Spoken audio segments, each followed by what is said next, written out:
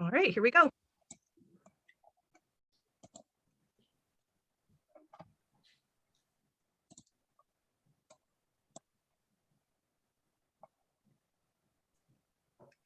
Good evening, everyone. We're just going to wait a minute or two to let everyone get logged in so you can hear and sit back and relax while we interview our guest tonight.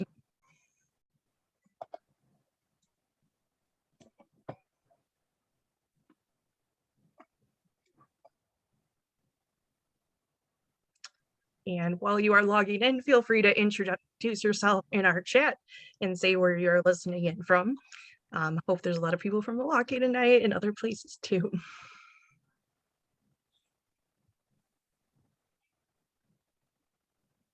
Just wait a couple more seconds. The robot ticket takers as we wait for the robot. Everyone has their arms and hands inside the ride and all right, let's get started. Good evening and welcome to In Conversation with author Emily Sullivan. My name is Beth, sometimes known as B in Her Books, and I am a librarian at the East Branch Library on the east side of Milwaukee. With me tonight is Rachel Copeland, a bookseller from our favorite local indie bookseller, Boswell Books. Hi, Rachel. Hello. Tonight's conversation is being recorded, and we will email recording link and program notes to you a couple days after our event. Feel free to use the chat box to share and interact with each other. But if you have questions for our author guest, please use the Q&A box so we don't lose track of those while we're talking tonight. As always, we invite you to sit back and relax and enjoy the conversation. And then without further ado, I'd love to introduce Emily Sullivan. We are celebrating the third book in the League of Scoundrels series, which is called Hellion The Hero. It is out today, so you can make sure to order it from Boswell. I think you still have book plates left, Rachel. We do, yeah. Amazing. And they do ship, which is awesome. Emily is an award-winning author of historical romance set in the late Victorian period. She lives in New England with her family, where she enjoys reading about history and writing about rebellious women. Her other talents include baking chocolate chip cookies, correctly identifying guest stars on Simpsons episodes, and overwatering her houseplants. Welcome, Emily. We're so happy to have you here. How's release day been going for you? Very good. Yeah, it's been great. So just give us a quick overview of the League of Scoundrels series, just for any of our people who are here that haven't either read it yet or are gonna pick it up soon. Yeah, so they are historical romance set in like the later Victorian period, so like later 1890s, and each book follows a different man who is somehow involved in spying for the British Empire. And then they sort of look at the impact that that work has had on the hero and his relationship with the heroine. Awesome. So there's the 3 books there. I have read all 3 of them. They are amazing. I know Rachel has as well. I'm going to just take our slides down while we're chatting. So let me just pause that. And then there we go. Perfect. So your romance writer, how did you start writing in that genre? I was sort of a late comer to romance in general. I always wanted to be a writer, and I have always just written things for, as long as I can really remember. And I spent time after college like freelance writing and writing personal essays, short stories, and trying to get stuff published. And then, and I had some successes here and there. And I had this manuscript that I would kind of fiddle around with, I don't know, every now and then. And it was like this Victorian, I didn't know what it was, like historical fiction. That's sort of how I thought of it. And then when I was probably like 7 years ago, I was really stressed out at my job, and I just like needed a release. I needed an escape. And I had always been kind of curious about historical romance, but I was kind of overwhelmed because there's just, it's such a huge subgenre. But I kind of was just like, no, I'm gonna I'm gonna read something. I need a break.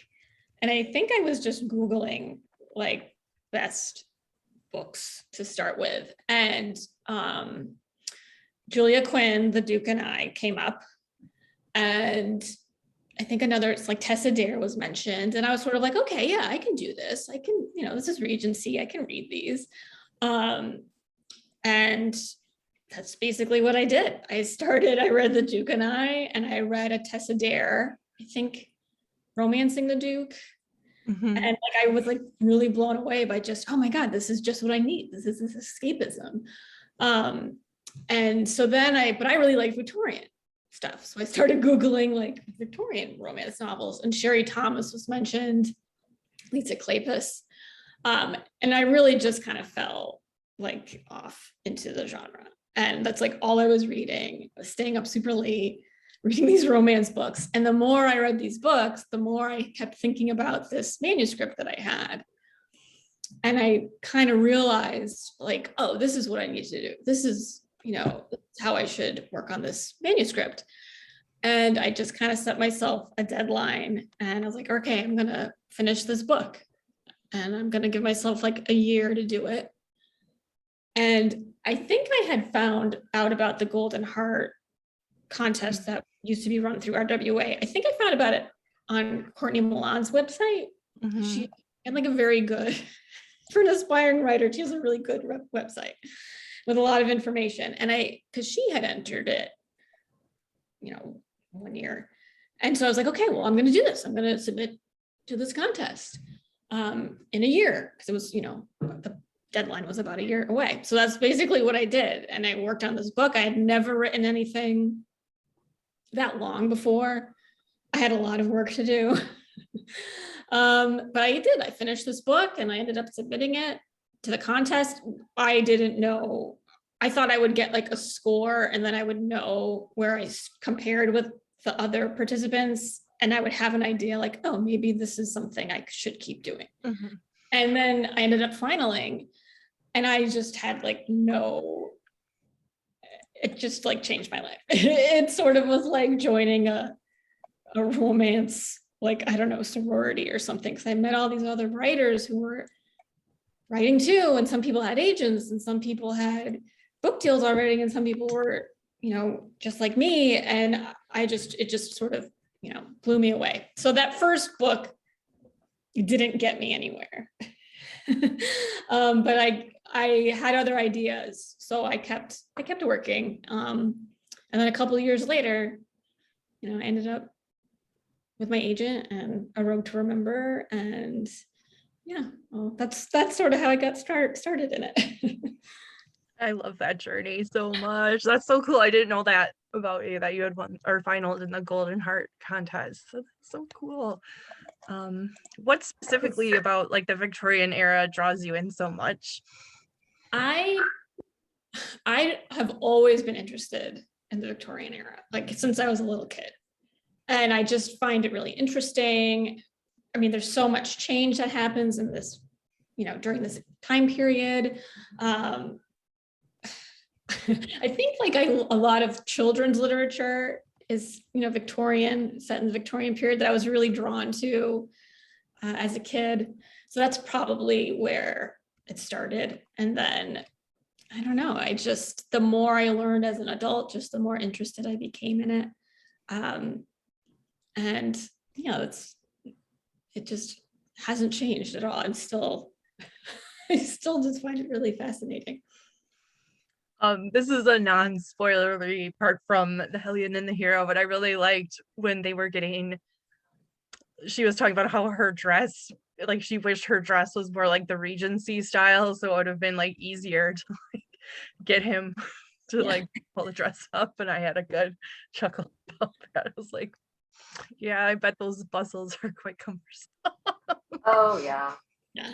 I live for all the fashion in the books, because I noticed she's wearing a shirtwaist and a skirt at one point. I'm like, yes, I can see that. I love the Victorian fashion.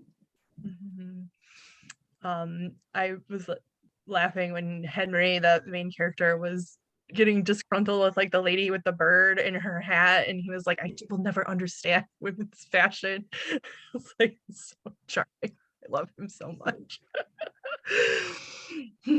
Yeah, the Victorian era is so fun too, with all the changes you said. And I know, um I think Rachel, it was one of your questions about the kind of the social justice work and stuff. Yeah, because the books get increasingly more focused on sort of balancing with the romance, but a lot more of the social issues going on at the time. I especially really loved how focused Georgie is in this book on improving the conditions in her factory that she owns now that she is the owner of it, not her husband. So yeah, when you were researching this book, was it researching that time period that inspired that particular plot line, or was it just something that you had wanted to bring in? When I was researching the Rebel and the Rake, I really did a lot because I knew that I wanted.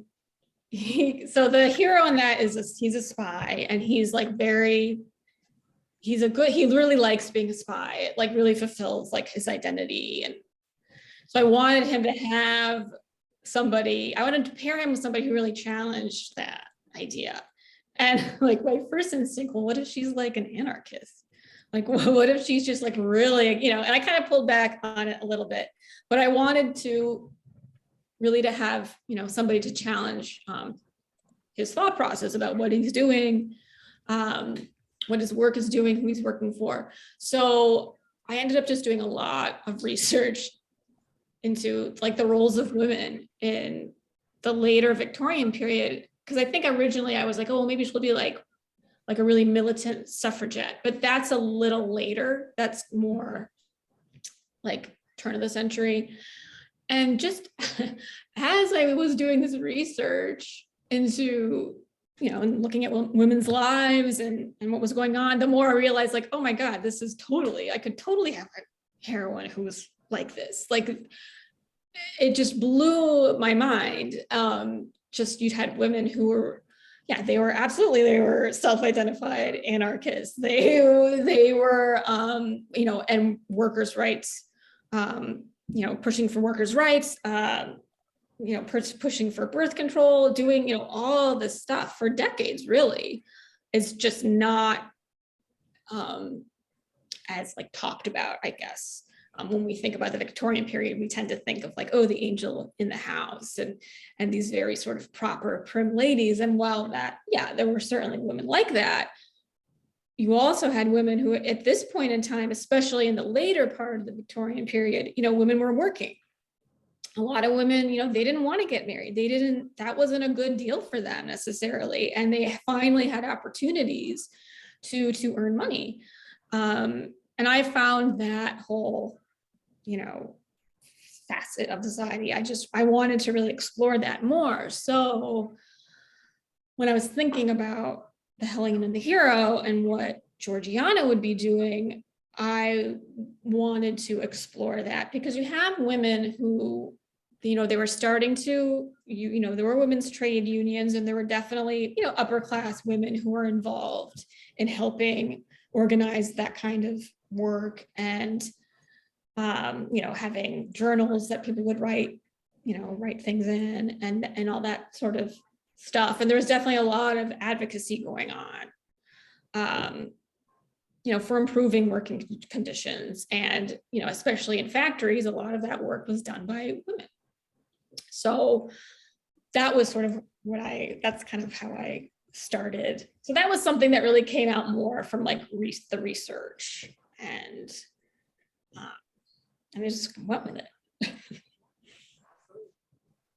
It makes her much more fascinating main character too, because you really feel like, you want to be her in some way because she's doing the right thing. Absolutely. And like I love when you get those opportunities to follow those research wormholes. I went to school for history, and it was like you always had to like narrow it down, and I feel like with fiction you can kind of be like, yes, I'm including this and this, and that's so awesome. And Was there a specific like cool research book or something that you found that you weren't expecting? I found there's this book, it's called Odd Women, and I don't remember the subtitle, and I don't remember the author. I have it written down somewhere, but it was about, they were, odd women, the new women who weren't, they were spinsters. They weren't necessarily, out to get a husband or whatnot. And that I found really interesting because it looked at like the 1880s and the progression to the 1890s. And it might have gone up until the turn of the century too, but they also referred to like these single girls. They were called like bachelor girls. They were like working in a shop, living in like a flat with a few of their friends, and they weren't, they're going out and having fun, and they weren't really, they were sort of scandalous. And I found that really fascinating. And this was like, there's a lot of pearl clutching and a lot of like, ooh, what are we going to do about these single ladies? We're wearing pants and they're smoking cigarettes, and it's not great. So it was just really interesting to see that stuff. Oh, yes. George, I'm saying my. There we go. Oh, I think David's comment is just to us, so let me just copy that into the chat here. We got the book title. I love it, and it's funny to me when you say that, because that sounds like a lot of conversations that we still have today in like slightly different ways, but it's like, oh, these women who are taking selfies of each other and not wanting to have children. Like, I think the character of today on Twitter was the one that's like, if you don't have a family, you're going to be so lonely by the time you're 40. And it's like, you think like women just shrivel up into a husk? Like, what? Like, in 2022, like that's the discussion we're still having, which is so bizarre to me. So like, I love that in your work, that it feels very timely despite being a historical fiction novel. And it makes me a little sad that we still have these conversations about unions, workers' rights, all of that. It's still going on today, but I think this is a really awesome way to like introduce to people that this historically has happened before, and we can keep on doing the work and move forward from there. While also getting kissing. That's what makes it all palatable. That's what you go back for more. It's because it's at the end of the day, you still get your fun smooches. Yep, absolutely. I think I saw another weird Twitter thread today too that was like things that the bicycle has been blamed for, and it was like a bunch of historical like things where it's like women who ride bicycle are going straight to the devil, and like I felt like, well, that's what we say about cell phones now. It's not the bicycle, yes. It's cell phones, and it's not one thing, it's another thing. Let's see. So when you wrote not the word, A Road to Remember, I think Rachel was also wondering, did you kind of have the plan for the series? I know some of the characters were kind of in that first book that we end up getting their love story later on. I did not. So when I wrote A Road to Remember, like I didn't have an agent. I didn't have any, I didn't have anything. I just had this like idea that I really, really wanted to write about. So I wrote that first book, and I had like a sense, anytime anybody like read it, they were always like, oh my God, is the next book about Rafe? And it's like, okay, yeah. So I actually had to like adjust his character a little bit to like make him a little more heroic, I guess you could say. He was a little more, I don't know, villainous. The original draft. So yeah, once I got my agent and we started thinking about, okay, how are we going to build this into a trilogy? Then that's really when I started thinking about the next 2 books. I'm planning them out. Great. I loved each of the pairings so much. Yes, and I love how you hear about Rafe just Rafe in the first book, and then you meet Sylvia in the second book, and then that's when you meet Georgiana. Like I like the progression of sometimes it feels like in a romance novel series, it's like here's all the characters all at once, So I like this sort of gradual introduction of each character. Mhm. Me too. And another thing that has really stuck out to me in this series is you kind of take us to like really cool locations that we don't always see in romance novels. So the first one we get to be in Italy, and then and this Hellion and the Hero, we get to go to Monte Carlo. What was kind of your inspiration for that? Because I loved it. I just wanted to, it's like I love traveling. I don't really go anywhere anymore, but like I was really into traveling when I was younger, and I love the idea. I just found it really interesting.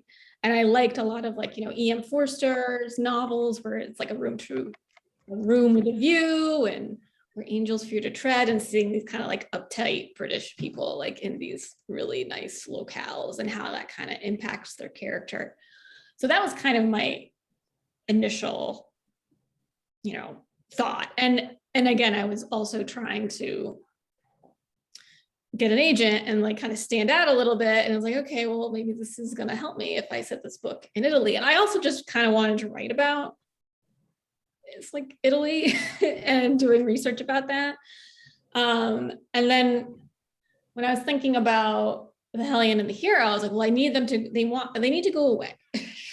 There's a threat. They need to leave. They need to go somewhere. And I was like, well, I already did Italy. Like, where's somewhere they could go to that's not super far, but is a place where people were going? And Monte Carlo, French Riviera, that was a really popular destination. Queen Victoria, I don't know if she would go to like Monte Carlo, but she would go to the French Riviera. She kind of made that area popular. It was one of the other places she would go to aside from the Osborne House. So, and I just, I did my research. I was like, oh, this could work, and they could be in this casino, and it could be very glamorous and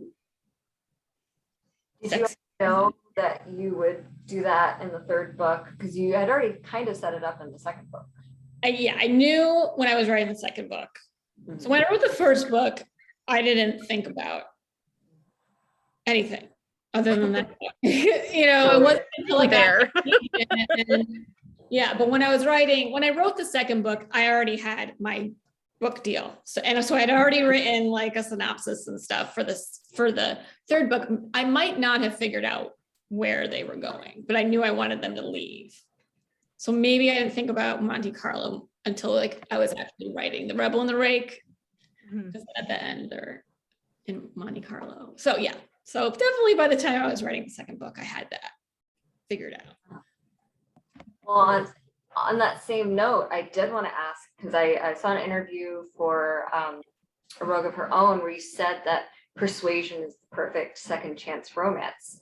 So were you already planning on at least referencing in some ways that in the third book by the time you were finished with the first book?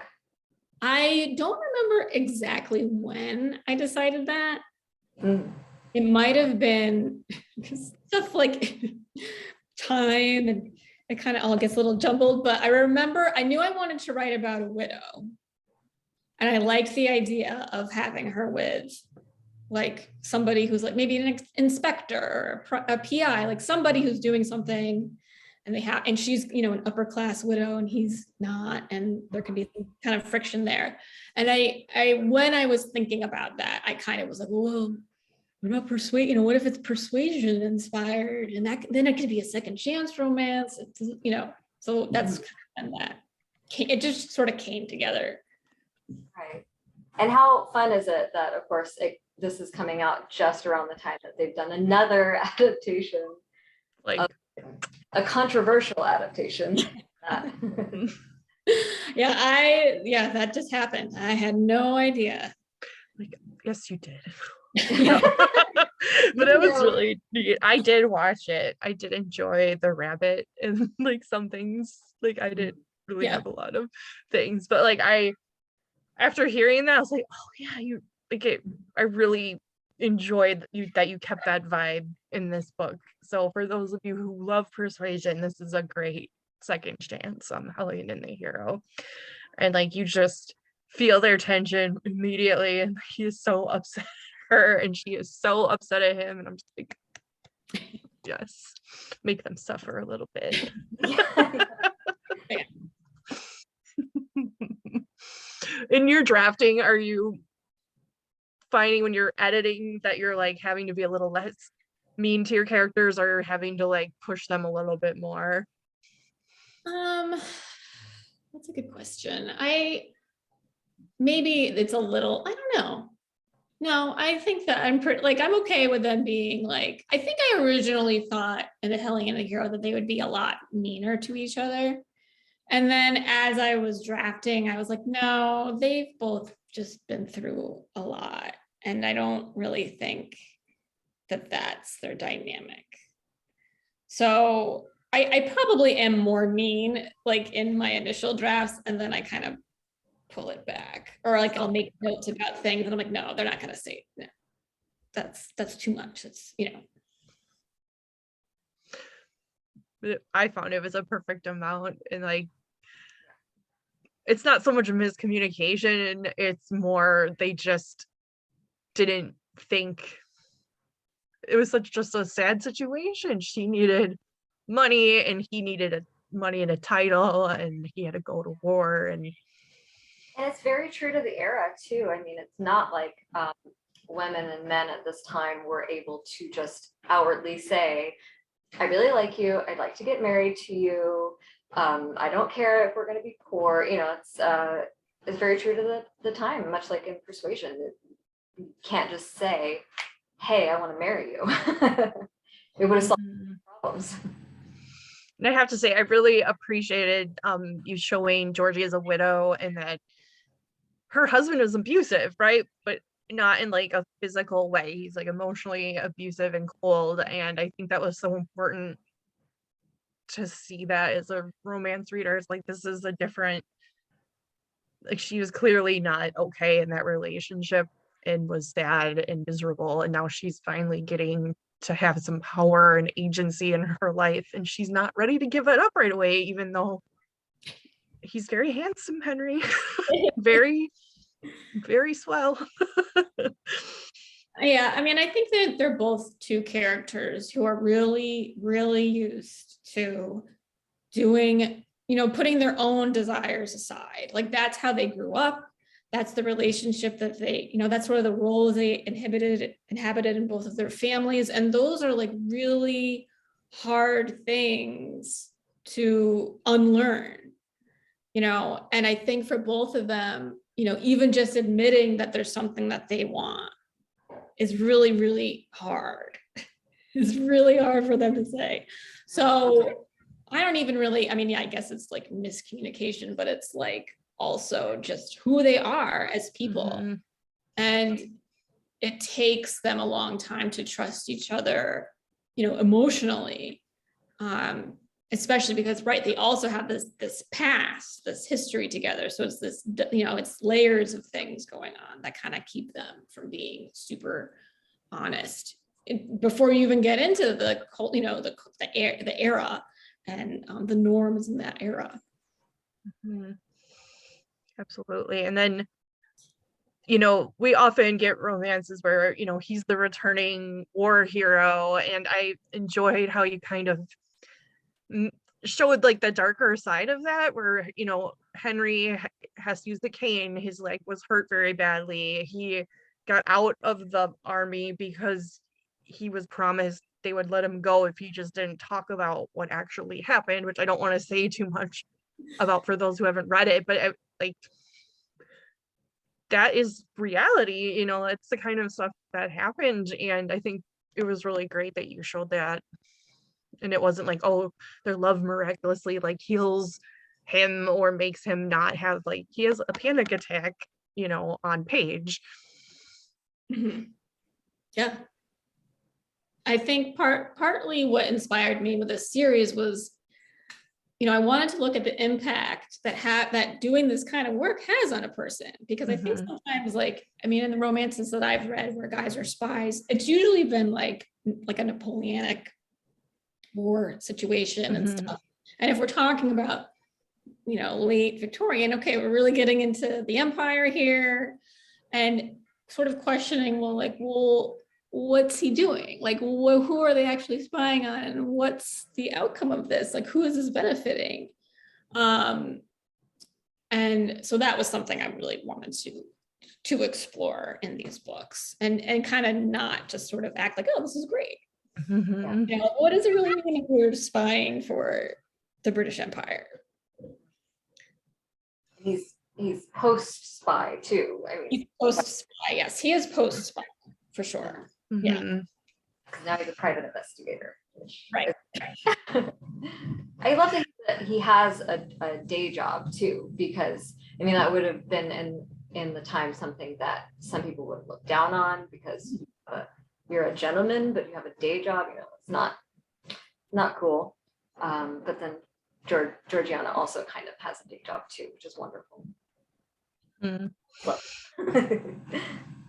I love it that they work. And when there's a scene where, you know, he's taking her home and he's like, oh, that's not where I expected that you'd be living, because he thinks she's really fancy and still has this mansion. And she's like, well, yeah, I sold my house so I can, you know, pay my workers a fair wage. And I was like, love her.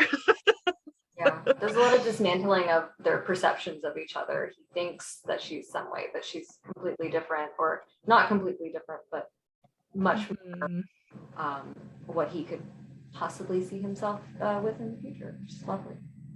Mhm. Let's see. Just looking through my questions here. I'm very intrigued by your Henry's playlist note. Yeah, I can drop that link in the chat. I was inspired by the new Persuasion, because that's something that they have in there. And I thought that was charming. You know, it's definitely, if you're like an Austen purist or something, I know people were upset about it, but I saw that, I was like, oh, that's cute. And I was like, oh, I can do that. And I just have like way too much fun. I'm like Making this to that thing. immediately after this. Yeah, it's really fun. I listened to it driving around yesterday. It was like, yeah, this is great. Because I like that moment too in the new movie where she's like, I kept the playlist he made me, and it's like sheet music in like a folder, and you're like, okay, that works for me. Yeah. So do you listen to like stuff when you're writing? Are you like a quiet, need like white noise? I used to like that. I would listen to music, and it's when I was drafting. Mhm. You know, I would listen to music and I'd make playlists and stuff. And then at like the last, I think it started when I was drafting the Hellion the Hero, I started listening. I think Alexis is the one who turned me onto this. Is so you listen to like ambient or like sounds. You know, like there's YouTube videos and it's like rain on the windows. I do that. Yeah. And Fire crackling or something. yes, fire, or like a winter storm, you know. So I mostly like listen to that now when I'm writing, and I don't know why I like changed from that. Like, you know, so sometimes I still listen to like my old playlists. I like piano music, and I like Mhm. you know, soundtracks. Those were fun to write to, but I generally only listen to stuff like that when I'm drafting. And then when I'm revising, I might keep like the fire crackling stuff on, but I don't want any like stuff. I don't want any like music. Like it has to like stand on its own, Mhm. you know, without that background stuff. I used to find lyrics distracting, like if I was trying to study for something. So it's always easier to like just hear something, but not have anything influencing your brain. Mhm. Yep. And it's like if I'm writing in emails, I'll be like, oh, I just typed out like a sentence from that song and not like what I'm supposed to be writing. So yeah, I think my favorite is I like Thunderstorm on a Stony Castle with Thunder, I think is the one that I mostly listen to. Yeah. When I really need just like piano music, I go to the Amelie soundtrack. Oh, good. Yeah. That's a Mhm. wonderful soundtrack. There's almost no lyrics at all. Beautiful. I love that. I love that so much. And then when you get up and take a stretch break, I put on some Celine Dion. She's my favorite. All right. Yeah, so I dropped that link in the chat, and then we'll send it again when we send our follow-up email, so you can all hear Henry's playlist, which is so great. Do you do any other kind of like mood boarding or like I do visual stuff like I do that? like Pinterest boards. I haven't gotten to like I'm on my phone. Yeah, I do the Pinterest boards. I don't think I've done one in a while, but I did do them for this series. Okay. And they're on, you can see them. They're linked in or if you search Pinterest, like Emily Sullivan books or something, I should come up. So yeah, I do like doing that. That's sort of my big, that's like, I don't have like an actual mood board, but I wish I did. I use Pinterest for everything. What? I use Pinterest for everything. Oh, and yes, yeah, This is easy. it's so easy. It's so easy. Yeah, I have an old Pinterest that I keep alive merely to put fainting couch romance book covers on. Like that's the thing I collect. And then I have one for eye patch romance novel covers. And a really nice reader just sent me this one where he is got an eye patch. That's amazing. It's Man You're from like- Half Moon Bay by Iris Johansson. You're like Grady Hendrix, but for romance novels. Like, That's all he ever posts. oh, it's fun. Collecting books is fun. Do you collect any sort of books or like have a favorite thing that you like? I mean, I used to collect like when I don't know who put them out. Was it Penguin? Like those like decorated cover, like cloth covers. Oh, The classic. Like I have some of those. I don't have enough, but I have some of those. And I really love like used bookstores. And my husband is like, you have so many books already. And it's like, yeah, I know. We're gonna have some more. it's a curated collection. Yeah. What does everybody say now? This is my emotional support stack of books. Like, quiet. And I am That's right. getting more into like the old school romance covers, like seeing like Step Back Saturday and stuff. And that's, I found a few, but I'm sort of getting more into that. I think. It's fun. I like to just even go to like half price sometimes and do kind of a catch and release, or I'll just like find them and take pictures of the ones I like, and then I'll buy a couple, but I don't buy all of them. Yeah, it would be a problem. Your whole wall is just going to be stacked books. Oh, I will send you a picture of my romance bookshelf, Rachel. Oh yes, I can't wait. It's above me. I wish I could sit like with it behind me, but it's on my wall. So I do have a wall for romance novels. Yeah, we all have Those are our the things. keepers. Which is super fun. Okay, I mean, I think we should play maybe a game or let's see if there's any questions from our audience here. We do have a couple. Yeah. Susan asks, how much research have you done for your books? I think we touched on that a little bit, but do you want to elaborate at all? And then I'm going to pull up our slideshow while you talk, so don't mind me. I do a lot. I mean, you sort of do so much. Oh, Angela. You do so much research, and then it's like, oh, maybe like a sentence or something, is what you're using this for. So I definitely do a lot of research, which I enjoy. I've read a lot of like travel journals, especially when I was writing, all these 3 books. So that was kind of fun to see like the old, like travel books and like travel guides. That's the word I'm looking for. Travel guides and like the itineraries and how people would go from place to place and how long it would take. And that travel has just been this big industry just for so long.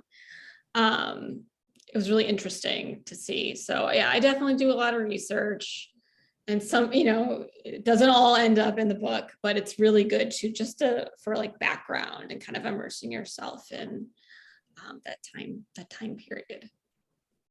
And who knows, it might come in handy some other day. Absolutely. One of our attendees was wondering if you wanted to read from your work, and I was thinking if you wanted to, maybe you could read this quote, and then we'll call that a day. Okay. That sounds great. Okay. All right.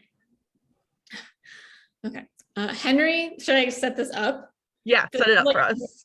Okay, this is their first kiss in the present, I guess I would say. So when they've met each other again and they've had a lot of tension and now they're in Monte Carlo and things kind of just come to a head. So Henry could not say with any certainty who had made the first move or if they had both come together at exactly the same instant, only that it was a kiss of such force, such fierceness that he found his back up against the wall of the lift. I was really happy we got an elevator smooch in a historical too. I was like, oh yes, perfect. Because they're And he's the push E. She when it pushes him, I love it. Mhm. Yes, it's that fancy hotel in Monte Carlo. And I was like, oh, I can like visualize it.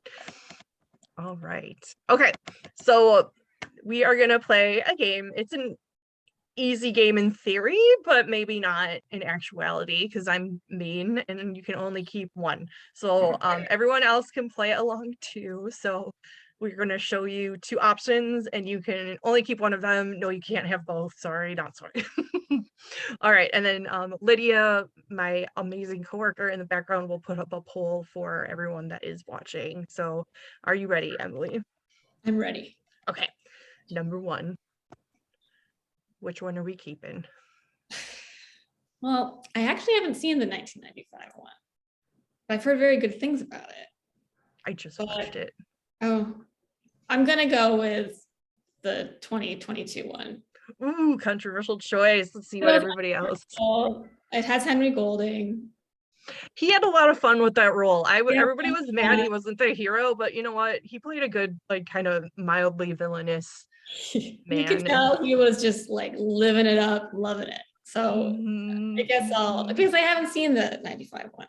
Okay, I recommend it. I got it from the library, my library, on DVD, and it was fun. It had some like old trailers on the DVD, which I always kind of enjoy. You don't get that anymore when you watch like a streaming one. All right, well, it looks like the 95 one is the clear winner from our people who are watching. So good job, everyone. Oh, I can share the results. There we go. And stop sharing that. Okay. And then let's go on to our next one. Ooh, this is mean. Are we keeping the hand flex from Pride and Prejudice, or are we keeping the waist grab from Emma? This is mean. I mean, I'm gonna go with the hand flex because I mean it's the hand flex. How about you, Rachel? Oh, it's the hand flex that launched all the other hand flexes. Like you can't do it all. This is true. It is the poetic cinema. It is the mold for all of them. Didn't he improvise this scene? Is what I heard. Oh, maybe. I like know the flexy part. I don't know. Maybe I'm lying. I don't know. It's good. All I know is Matthew McFadden. Yeah. Wonderful. Mm-hmm. I'm looking at the chat really quick. Yeah, it's popping off in there. All right, it looks like hand flex like I'm surprised it's so close actually. So still a hand flex one. All right. Very nice. I was really happy I could put GIFs into this, which I had forgotten I could do. I was like, oh, this just makes it really fun. Okay. So are we keeping Only One Bed or Rivals to Lovers? I mean, I'm going with the Only One Bed. I have to. How about you, Rachel? I am trash for Rivals to Lovers. I am too, so I have to go with that one too. Yeah, I actively seek it out. I like the Only One Bed when it's like there is only one bed and then one sleeps on like the floor or the chair and is very noble about it and very like uncomfortable. Yeah, and Allie in the chat had a good point, which is that if you're Rivals to Lovers, you can still have the only one bed thing too. You can Yes, I love it. Ooh, that was a tie. Yes. Ooh, wow, okay. All right, what's a tie? People So have they're both spoken. popular. Okay, onward. Secret Spectacles. I think I discovered that's a favorite micro trope of mine when I read, not this one, but this one. It was this one. Yes. Yes, yeah. The Rebel in the Rake. Rake. The Yeah. Rake has secret spectacles, and she's like, and we find out he's maybe not so rakish after all. So secret spectacles, or they have like a secret talent. What do you think? I mean, I'm gonna go with spectacles. Yeah, Yes. they're both good. But I don't think I'd ever seen it before. Maybe I'm wrong, but I feel like, yeah, since reading The Rebel and the Rake, Secret Spectacles all the way. Yeah, I was like, in the library too. that was a later edition. That was like, and in revision, I was like, wait a minute. Oh, this is gonna be good. Let's make him devastating. Yeah. Elephant. All right, looks like we are all in agreement mostly that spectacles wins out. Okay. So, do we like a garden rendezvous or a terrace tryst? They're both kind of outside, but I like a garden rendezvous because I like not. I mean, terraces are nice too, but I like a garden. I think that's a nice setting. Yeah, I think the furthest away from the house is best. there's less opportunity to get caught. Yeah. Especially if there's like a hedge maze or something like that. Yeah. All right. Looks like garden won again. See, this is why we're all buds. We have similar tastes. Terrace is good too, though. Absolutely. I couldn't find a good picture, so I picked that nice one. That's what I was doing on the terrace. Okay. So do we like when they give their love interest a nickname, or when they've been using like a nickname or the last name and they finally use their like full real name? And I thought I picked two good examples of this for you. This one's tough. Yeah, this is so hard. I like them both. I like when one leads to the other. Mm. Even if you flip it. It's so hard. I'm gonna go for nickname. I think I might go for use his real name. I'm gonna go with that one. Use the full name too, because sometimes Powerful moment. yeah, it's just yeah. Suddenly it's serious. Yeah. And like X-Files was like my first big like shipping moment, so it's kind of that's a big deal. Yeah. Dana, I love this. we're not doing Pat. All right, looks like whole name won out on there, but it was closer, so good job everyone. I think this is the last one, and there is a right answer for this one if you know me, but I'll let you all decide. So on a chaise or on a cleared off desk, and I don't mean just for sit. I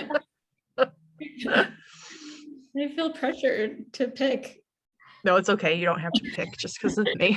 They're both great. I mean, clear off a desk. Even just saying that, it's like. Yeah. I'm gonna go with that one, even though Desk. I know it's the wrong answer. You know, I'm gonna be controversial for myself. I kind of like a desk better for the actual. It feels more like amenable to things, whereas like the chaise is more part of the seduction that leads to maybe the desk. Yeah. My thing is, if someone's ruining the organization on my desk, I'm going to be having a problem. So I have to go with Shiz. That's very fair. Don't touch my desk. All those ducal records need to not like get scattered to the winds. I've got books to keep. Oh, I love it so much. All right, everybody went. Most people went with chaise, but we've got a good portion of the desk contingent, so I think We'll that's take a what we good can get split. either way. Yep.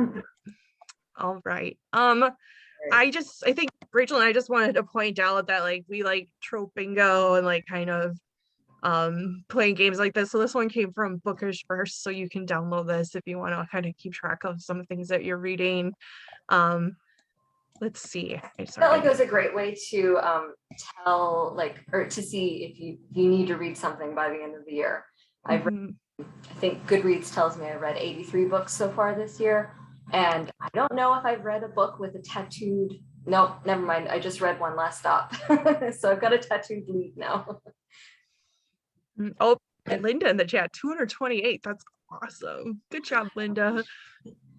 MVP. I bet you can fill out this card. You should try, Linda. Oh, oops. Okay. Bingo winner all the way. And then because Rachel is a bookseller and I sling books at the library, we always have to kind of think of some other recommendations for you. So if you like Emily Sullivan's book, you might also like these. Rachel, did you want to talk about the ones that you put on here? Oh yeah, well the especially the beginning of the Hellion and the Hero, I was getting such North and South vibes. And I have not read North and South. However, I did watch the adaptation with Richard Armitage, Dreaming. And I loved it so much because it's very focused on social issues. So if you like sort of Jane Austen era books, definitely check out North and South by Elizabeth Gaskell. And then I threw Meredith Duran on there. So I started my Meredith Duran journey earlier this year. Last year was Elizabeth Hoyt. I kind of like get in a mood where I like binge an author that has like a massive backlist, and I wouldn't say that Meredith has a massive backlist, but it's substantial. And then I had read all of Emily's books before I started, and I was like, oh, this is like giving me similar vibes. She has the intricate prose, simmering tension, but set in the Regency and not Victorian era. So if you want to give that a go, I don't think she's publishing anymore. Her last book came out in 2018, but there is a good stock of them that you can jump into. My favorite so far is A Lady's Code of Misconduct, and there is some spy work involved in that one, in a really wild ending that I remember standing in my bedroom and like telling my husband, like that meme that's been going around, like the woman like shouting in the guy's ear, like, oh, that was me like talking about this book. You know, when I like really love a book, because like I'll like start talking to my husband about it. He's like, okay, I don't care. You're like, you're gonna listen to me anyway. He's like, okay. You're very passionate about this. Yeah. Like, yeah, okay, honey. Yeah, all right. All right, and then go ahead, Rachel. Yes. Yeah, so the last one, I don't know if you've read the series yet, but if you haven't, you're gonna love it, because I think Evie Dunmore's League of Extraordinary Women series is, it's set in a similar time period, if maybe not, super close together, but a similar sort of women who are fighting for the right to vote and are having various success with it, and also struggling with the idea of, can I marry a man and give up my legal rights, and also, find happiness, et cetera, et cetera. So definitely getting huge Evie Dunmore vibes with these books by Emily. Very I think those are like set like 10 years, like the 1870s. So it's sort of like the generation before mine. Yeah. But yes, those are great. They're amazing. Awesome. Then you can get Emily's books or any of these from Boswell or from the library. Just ask. Right. And then Rachel, let's do our 2 events, and then there's just a couple more questions for Emily and we'll wrap it up. So we wanted to make sure to let everyone know there's a couple more things that you can sign up for. We'll include their registration links in our follow-up email. Yes, so the Very Secret Society of Irregular Witches happens to be the book twin of Hellion and the Hero, and that it just came out today as well. And I'm very excited to be talking with Sons of Mandana about this book, which is her adult debut. And I read it, and it's just simply wonderful, found family sort of stuff. So if you enjoy reading romance with a very hefty helping of found family, definitely please join us for this event on September 10th. I signed up. I'm gonna go, which will be exciting. All right, and then I'm so pleased to announce that our next book chat will be with author Natalie Kanya, who I've met in person. She came to one of my in-person romance events a few years ago, and now she has written her own book, which is called A Proposal They Can't Refuse. Natalie is a Wisconsin author, and we're really excited to host her, especially because it's Hispanic Heritage Month starting September 15th. So again, we will include those links to register in our follow-up email. And not to shamelessly self-promote, but we also have her books in stock and signed still. So stop by for those. Definitely pick that up. All right. And then thank you for the nice people who made these slides that I borrowed off the internet. All right, we'll close that down. And then, yeah, I guess there's one more question from the audience, and it's actually from Alexis Daria. Hi, Alexis. Her books are amazing too. You should definitely get those. Alexis, you can say what your next book is in the chat because I am, of course, blanking on the title. I have on keeper shelf up here. You had me at Ola, so that's the one I recommend. And then Alexis wants to know, Emily, how do you shift so quickly into writing mode? Because I'm in awe of your ability to turn it on. Yeah, so I'm in a sprint group with Alexis. Well, it didn't used to be that way, but now that I have a toddler, I have like a very limited amount of time every day between when I have free time and when my brain is like sharp.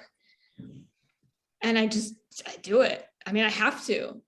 I mean, that's really what it is that I have to, or else I won't. Like, I have to, or else I won't like make my deadlines. But I have figured out like, okay, I need to write like as soon as I'm awake in the morning, like I have my coffee and then I need to work, and I can work for like an hour and a half, maybe 2 hours. And that's usually when I'm fresh. And yeah, that's basically, how the bread gets made, or yeah. Yep, we got to turn that on. I feel not that same thing, but like working from home now a little bit, which is very foreign to me. It's usually like you go to the library and I can turn on library, that as I call myself on here, when I go in, and I come home and I get to be mom. And now like those two worlds have kind of combined in not being able to do that. So it's been interesting. So all of you word makers out there who are getting it done despite having kids running around or family or other things, like, thank you for your books and words, and you're great. And yeah, echoing what Rachel put in the chat, this was a really amazing event. I'm so grateful to you for your time, Emily, and Rachel for joining me tonight. This was super fun. Yeah, everyone should definitely pick up these wonderful romance books. I love so much. And I'm eagerly awaiting the new series. Oh, yes. So yes, let's wrap up. Tell us what's next and where people can follow along with you on your next journeys. Yeah, it was just announced. I have a new series with Forever. It's it follows three sisters who are, it's the same kind of time period.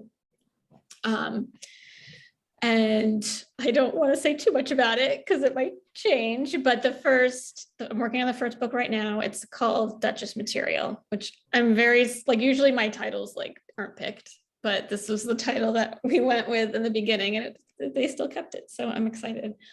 So yes, there is a Duke hero in this one, which I've never written about before. So I'm having fun with that. And yeah, it should be good. And you can follow along with me at Paperback Lady. That's my Twitter handle and my Instagram handle. And I like to post like behind the scenes things as I'm working. And so yeah, it should be fun. Yeah. Well, we're so happy for you, and congratulations again for this wonderful release day. And I hope you get to go celebrate and relax now. I know you have your kid is away to sleep over, so I hope you get to enjoy your evening. And yeah, we will see you all next time at either a library event or Boswell event or online. So have a good night, everybody. And thank you so much for being here. Thank you. We'll be posting this recording soon. Good night. Night. Night.